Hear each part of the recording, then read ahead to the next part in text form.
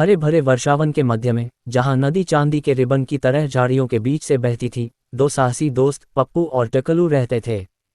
एक धूप वाले दिन, जब वे नदी के किनारे का पता लगा रहे थे, तो एक विशाल बाओबाब पेड़ को देखकर उनकी आंखें विस्मय से फैल गईं। इसकी शाखाएं विशाल भुजाओं की तरह आकाश की ओर फैली हुई थीं, जो उन्हें इसके तने पर चढ़ने के लिए आमंत्रित कर रही थीं। लापरवाही के साथ वे पेड़ पर चढ़ गए, उनके दिल उत्साह से धड़कने लगे। जैसे ही वे शीर्ष पर पहुंचे, जंगल का मनमोहक दृश्य उनके सामने फैल गया।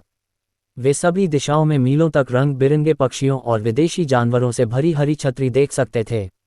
अचानक उनकी हंसी एक हाड़ कंपा देने वाली गुर्राहट से रुक गई।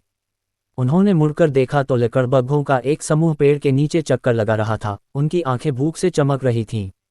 जैसे ही उन्हें अपनी दुर्दशा का एहसास हुआ, उनकी रगों में डर दौड़ गया। पप्पू ने तुरंत स्थिति का आकलन किया। हमें और ऊपर चढ़ने की जरूरत है, उसने टकलू से फुसफुसाया। जितना ऊपर हम पहुंचेंगे, उनके लिए हम तक पहुंचना उतना ही कठिन होगा। नए संकल्प के साथ उन्होंने चिकनी छाल को हाथ से कांपते हुए ऊपर उठाया। लकड़बग्घे लगातार पीछा कर रहे थे, उनकी चीखें जंगल में गूंज रही थीं। लेकिन पप्पू और टकलू ने हार मानने से इनकार कर दिया। प्रिय जीवन के लिए दोस्तों को पेड़ से चिपके हुए कई घंटे बीत गए। अंत में जैसे ही रात हुई, लकड़बग्घे थक गए और जंगल में वापस चले गए।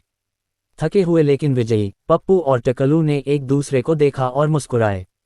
उन्होंने मिलकर अपने डर का सामना किया और विजयी हुए।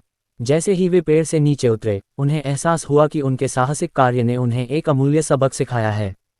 जीवन में बाधाएं अवश्यंभावी हैं, लेकिन अगर आप एक वफादार दोस्त के साथ मिलकर काम करते हैं और कभी उम्मीद नहीं छोड़ते हैं, तो चाहे कितनी भी कठिन परिस्थितियां क्यों ना आएं, आप हमेशा उन पर काबू पाने का रास्ता खोज सकते हैं। उस दिन के बाद से पप्पू और टकलू अपने गांव में किंवदंती बन गए।